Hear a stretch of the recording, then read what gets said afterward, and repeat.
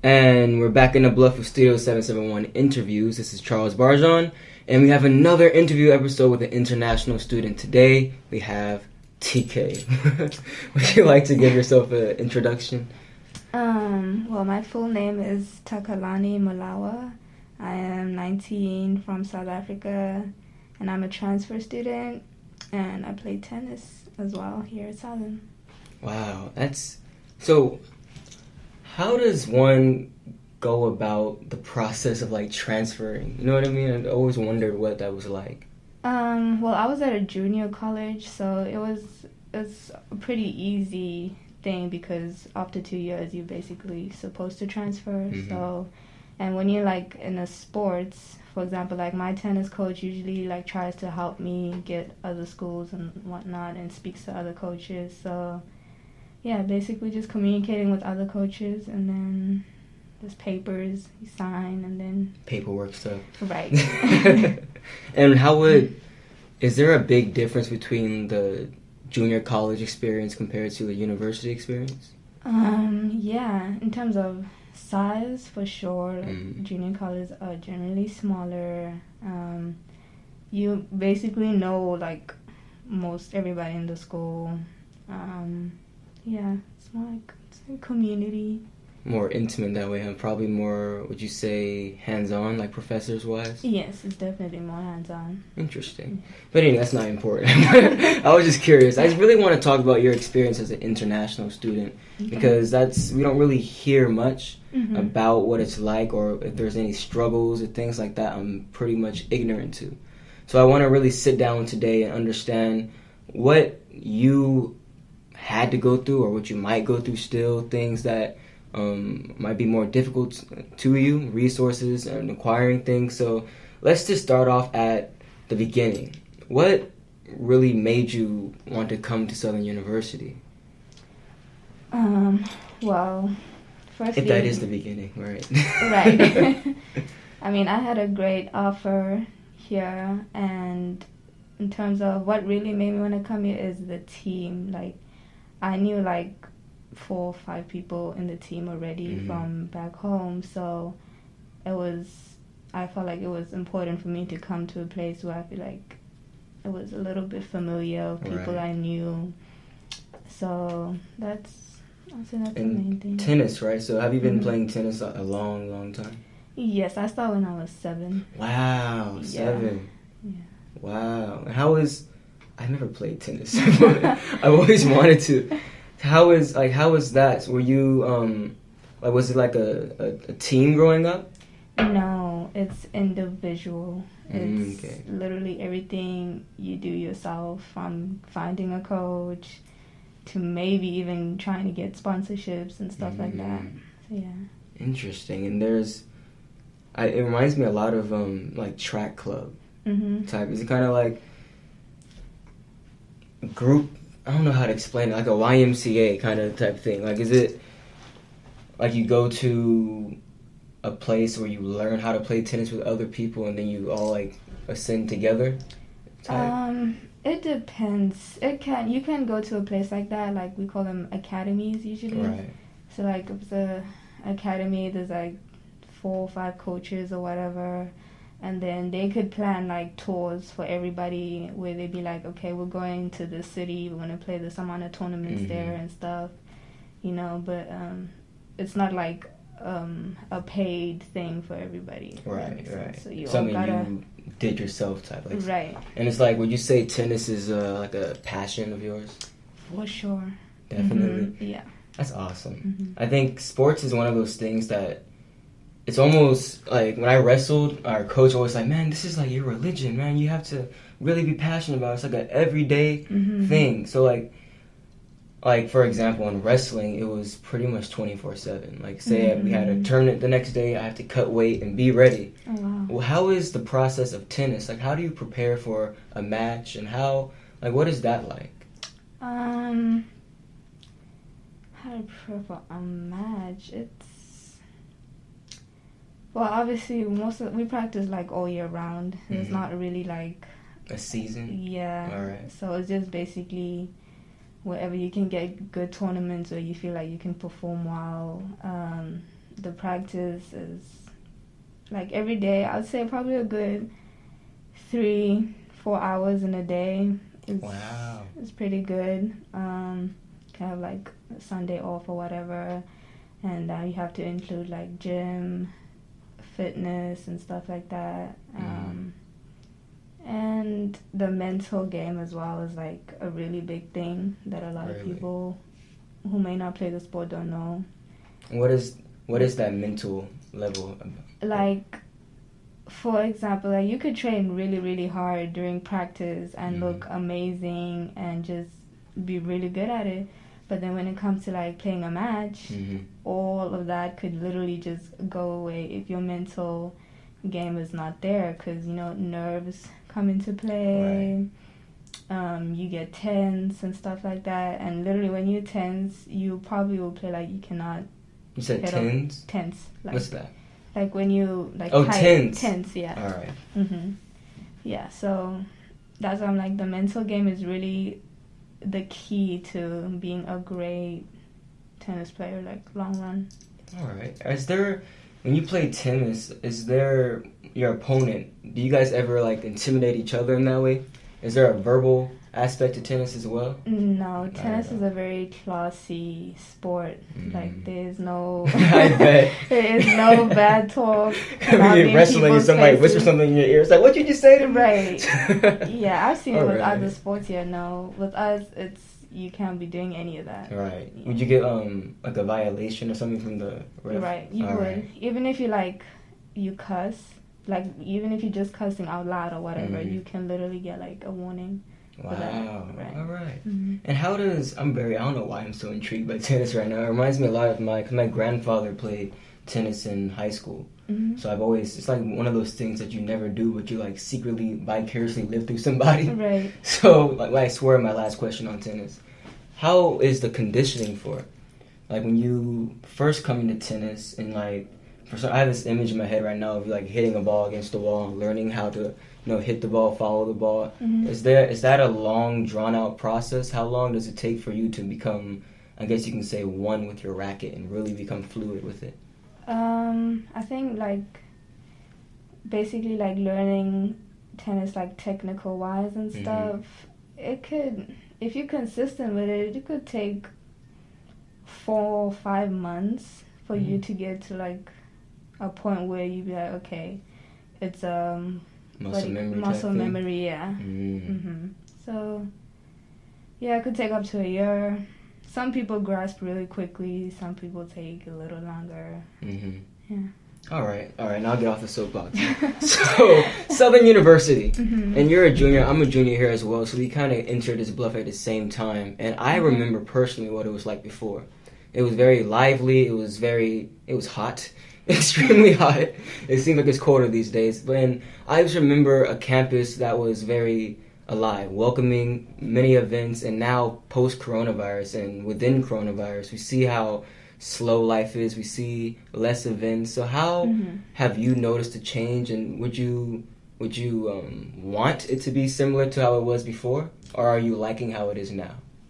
Well, it's hard for me to like properly answer that because this isn't like I'm a transfer. This is my first semester here. Oh, okay. So I never really experienced Southern.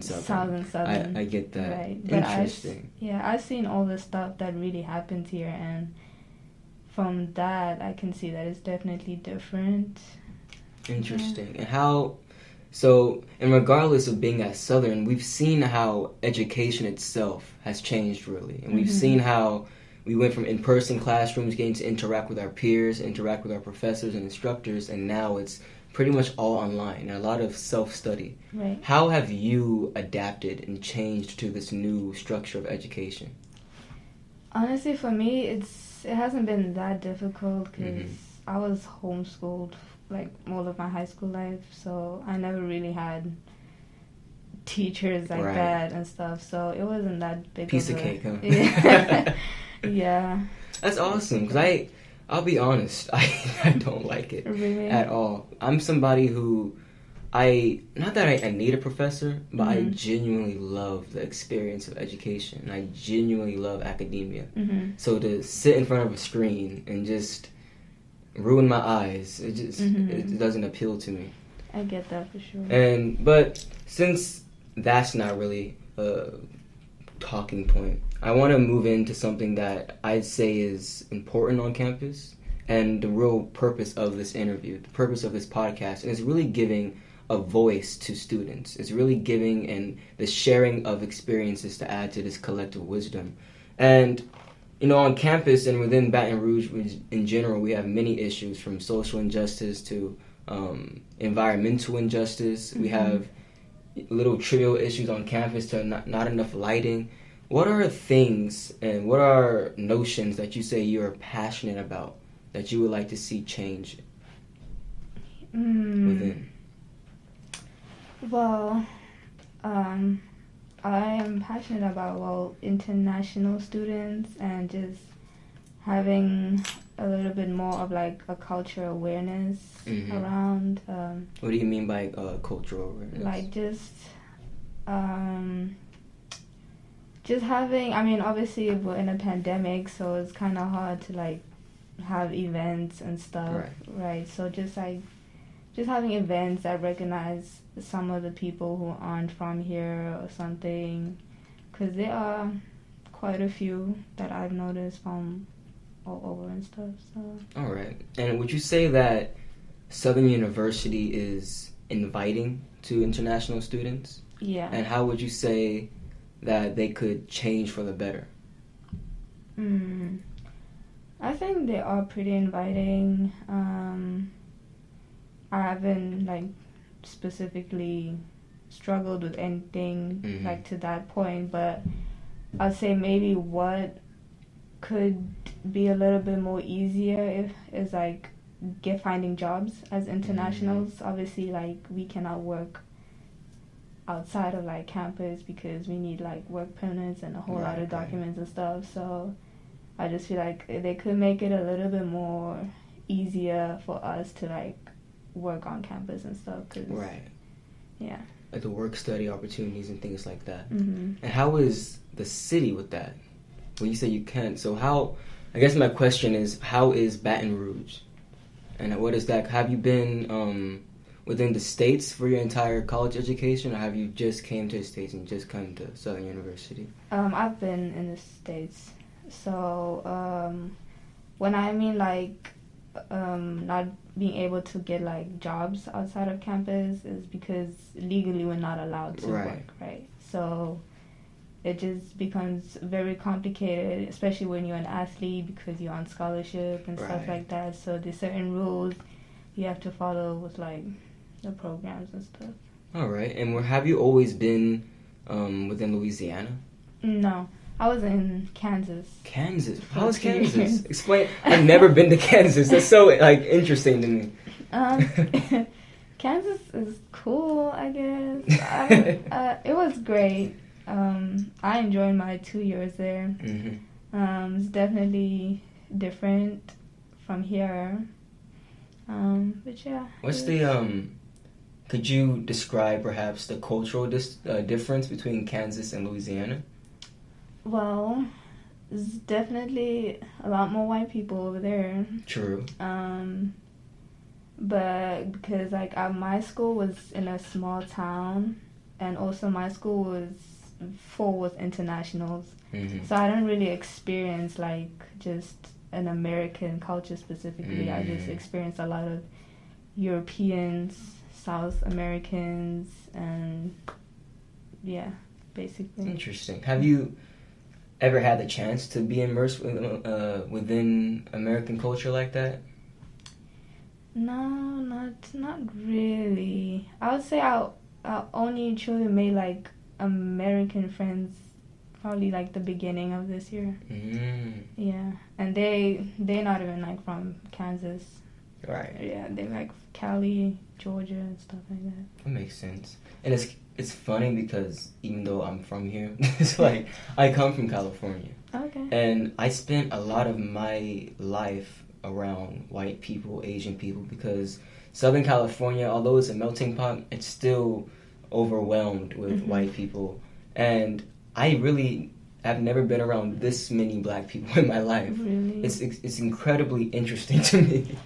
And I just find that culturally, from a cultural standpoint, it's marveling how diverse people are. Mm-hmm. And I was just wondering how do you recognize those diversities, and if you could explain perhaps the diversities amongst you and your peers in the international realm, and then in contrast to just general culture, if that makes sense. Or should I reframe my question? Can you please? I will. Even I was confused. A lot of English words. Right. So let's start. I'll kind of go the same route. I interviewed Boomy before, so I kind of go that same route. When we contrast this Black American culture to you said South African culture, correct? Mm-hmm. What are some noticeable differences? And we'll start with like day-to-day life. To be honest, I can't really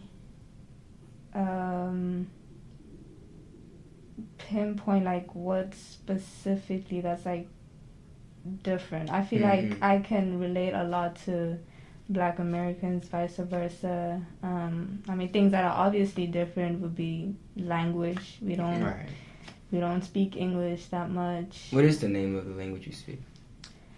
Well, we got 11 official languages, and I'm familiar with 5. 5? Yeah, so, but my mom is Sotho, and my father is Zulu, so. Wow. Yeah.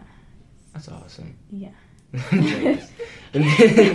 and then what would you say, because we have a lot of ignorance in this world, correct? Mm-hmm. And we have people, like I'd say within Black America, who truly don't understand, or I'd say overstand that, culture is culture. And they'll, like how you say, you see no noticeable differences. Sometimes people try to force a difference. Mm-hmm. What would you say to, I guess, the ignorant mind about differences that they try to put on people? Or do you yourself see differences? And then how would, let's just start there. How would you see, because you said you don't really pinpoint any type of... Right. I mean, I could say one difference that I would say is the way people are raised here. Mm-hmm. Like I've noticed people my age a lot in America are very self-driven. They're very what's this word? Selfish in a way? Not, I wouldn't say selfish, but they're very confident. Like, yeah, like back home, people are confident and all, but we have a thing where if you're in a room and there's people older than you, you kind of have to be like, I don't know, humble yourself or whatever, be very respectful and stuff like that. I would say American kids are a lot more assertive. Yeah, and I think that says a lot because people here work at very young ages, like 15, 16 or whatever. You guys are already getting like job experience. Back home, it's a little bit slower for some whatever reason. That's interesting. I'm a history nerd and I'm a history major, so culture fascinates me. And I wish I knew more about, are there, like, because you said your father's Zulu, and I'm not going to try and butcher what you said your mother was, but what would you say, the cultural differences that are just within South Africa alone?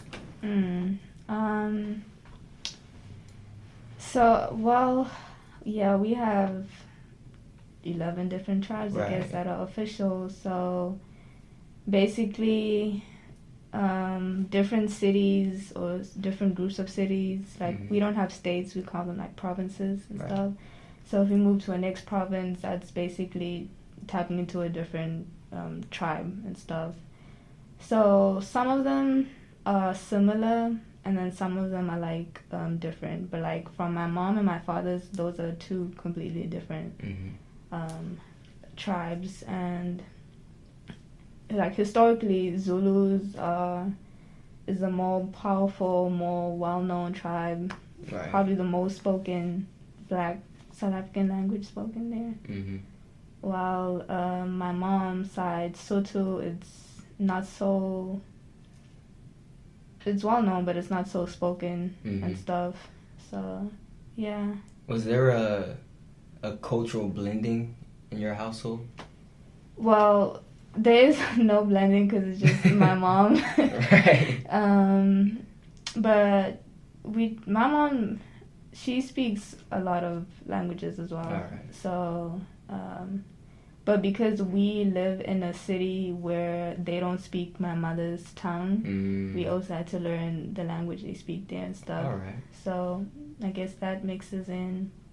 Interesting. Yeah. And I think, in my opinion, the biggest aspect of culture, no matter where you are, is food. Mm-hmm. How would you describe like food and things like that? Like compared to America? Just in general, that too, but just because I understand, like, would there be a big difference between, like, you'd say, a way Zulu culture would prefer food compared to another culture? Or is everything kind of similar? I think a lot is pretty similar. A lot of our traditional meals are similar as well. Do you have a favorite traditional meal?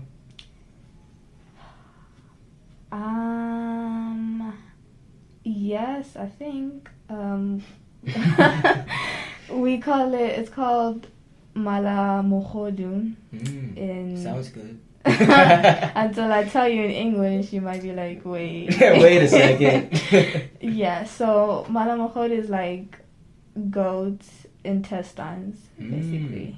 Yeah. Interesting. You change your mind? I mean, let's just say I have an expanded palate. Doesn't sound too bad. I think I've had what's it called, cow intestine before. So yeah, not too far. It sounds healthier than cow intestine. Right. That's interesting. And how is that prepared? Is it like Yeah, I don't know. You're asking the wrong person. Wrong person? I don't cook. I don't know. So goat intestine. Do they serve that on like rice? I guess I'm making myself hungry. Look at me. I'm over here like, wait a second, can I get that with rice or a salad? We usually have like this dish. We call it pap. It's like maize meal basically. And it's white usually, and I don't know how to explain what it looks like, but it's like, I know in Nigeria they call it fufu. Oh, okay. In Zimbabwe, they call it satsa. So it's all over Africa. They just have different names. Different names for it. Yeah. Interesting. And I guess we can go into foreshadowing of how is that food compared to American food and diet. Is there, would you say, a healthier lifestyle and diet back at home? Yes. Definitely. Coming here, like my freshman year, it was definitely challenging because, especially like specifically in my mom's household, we eat very healthy, like organic food. We don't eat red meat and stuff like that. So it was a bit challenging. Like I was getting sick quite often. Like, yeah, the food's here a little, I don't know. A little not processed. Very right. A little fake, huh? Yeah. Just a little. Just a little, yeah. That's very true because and I think that's that's another thing I'm very passionate about. People tend to wonder why their bodies, why we're aching, or somebody might be obese, and they're like, I really don't know why. I'm living a healthy lifestyle. I started working out. I started changing my diet, but it's like the foods we eat, even down to the lettuce. Right. It's still fake or still covered in chemicals. Or the eggs and stuff. Right. That blew my mind. I was like, wait, so I'm not always eating real eggs over here. How are your eggs back at home? Do you have your own, what's it called, chickens? I have some friends in California. We just raise our own chickens these days. My mom actually started recently, but she's raising quail. I can't remember. Wow, quail. Yeah. That's the state bird. That's oh, really? California state bird. Random fact. Oh, okay. That's awesome. Yeah. Quail. I've always wanted to try a quail egg. Yeah, so that's what she's doing. Those are healthy, obviously. So, yeah. Interesting. And so, let's get back to Southern. Your time do you plan on finishing your academic career here? Yes. Like, yeah, my BA. Mm, What are you mastering in or majoring in? Sorry. political science. Political science. Mhm. Wow. So this is a interesting time for you. Yes. Did you watch the debate? I did. I did. You don't sound too happy about it. Would you like to share your thoughts?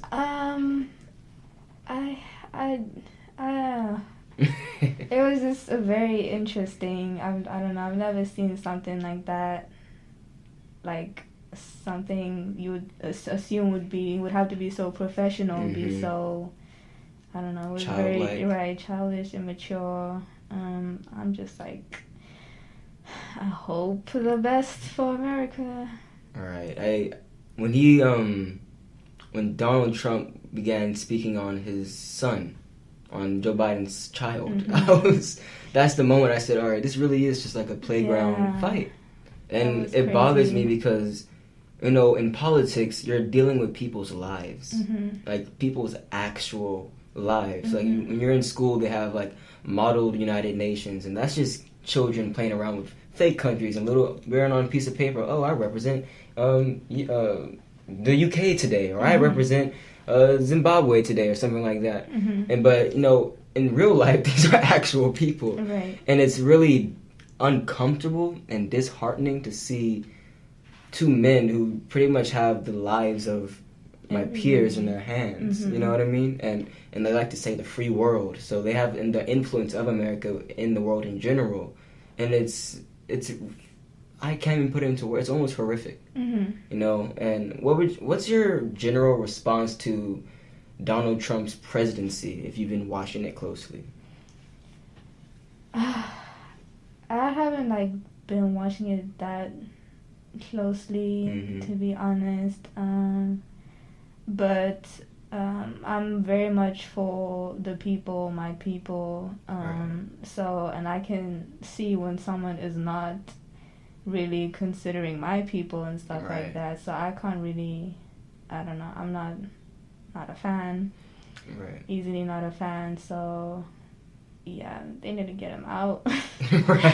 That's very true. But I digress because I really want to talk about Southern, and I wanted to speak on since you want to finish your career here academically, what are some changes you would like to see brought about on the Bluff?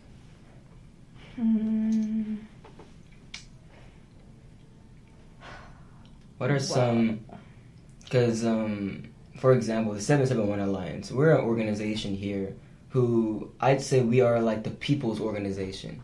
We're literally here to serve the student body. And we take on these grassroots campaigns, and we tend to lobby SGA to bring about like more trash cans on campus or more lighting on campus so you can walk around at night and not feel uncomfortable, things like that. So I guess the real question is what is something you would like to see the people's organization, the 771 Alliance, do for you? Well, for now, I could say I'm pretty grateful with what I've got, but I'd say generally for what I could say a lot of people have maybe been complaining about, or who'd maybe like something better, like in terms of financial aid. I know that's probably the same in a lot of other schools and whatnot, but that just seems like a very stressful process that I don't know how I would be if I had to be in those type of situations. And they could do better with the Wi-Fi too. Most definitely. Yeah. I don't even use the Wi-Fi half the time. I have to use my data. Me too. It's honestly, that is ridiculous. Yeah. Wow, you have a point. And I guess we can close it out by just, reflecting for our last point. Just how has your experience been here at the Bluff, going back to the beginning as an international student, and also just not take away the international status, just you as a person. How is your comfort here? How is your, It's great for me. I'm honestly happy coming to a school where I get to see more people who look like me and stuff. Definitely. that's very inspiring to me because I really look up to Black leaders and stuff like that. I also love having to walk on campus every day and to see Nelson Mandela's name. Right. It's like, okay, that's a person from my country. So just, I don't know, I just feel inspired. I just feel like I could really do something. You can do anything, right? Huh? What are your like dreams? Like, what do you plan on being? Political science. Do you plan on being a great politician? No. I want to get into law school. Law school, yeah, that's great. So I want to be a defense attorney. Really? What made you choose that? I'm very interested in crime and stuff. So, and I don't know, the type of person I am generally, like, I'm a very, like, observant person and stuff. I don't know, I just like... Detective. Yeah. Puzzles and those type of things. But that's really, like, my plan B, I would say. Because my passion for tennis is really, like, the main thing. Right. Like, if I could go professional, that would... be a blessing, huh? Yes. Well, truly. what is it, Wimbledon? Am I right about that? Wimbledon. Well, that's the only one I know. You don't know U.S. Open? You got a point. Right. I did know that. I sure did. That's awesome, though, because... And I like that because I feel a lot of people don't put enough energy and enough true faithfulness behind their passions. And I really like that you said that that's your plan B and that tennis is plan A. Yeah. Because I really do feel that faith and just having a true belief in yourself, it can go a long way. Definitely. So, and I just want to thank you for this interview. It's I'm going to get the studio audience here to clap for you. Just real quick, let's see. Thank you for having me. Yes, a long awaited guest. And just again, I want to thank you, and you're always welcome back. And you're always welcomed here at the 771 Alliance. Any change you want to see, I'm your guy, and I will stress out for you. Thank you. Thank you. Appreciate it.